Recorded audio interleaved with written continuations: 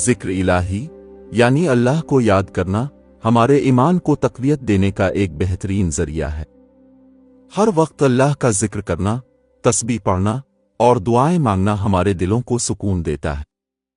صبح و شام کے اذکار کو اپنی عادت بنائیں۔ دعا مومن کا ہتھیار ہے۔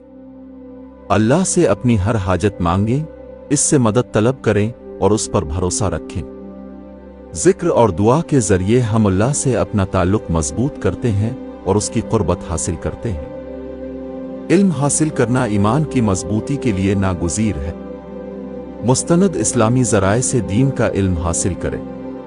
علماء کرام کے دروس سنیں، اسلامی کتب کا مطالعہ کریں اور اپنے سوالات کے جوابات تلاش کریں۔ علم ہمیں اللہ کی معرفت عطا کرتا ہے اور ہمیں دین کی گہرائیوں کو سمجھنے میں مدد دیتا ہے۔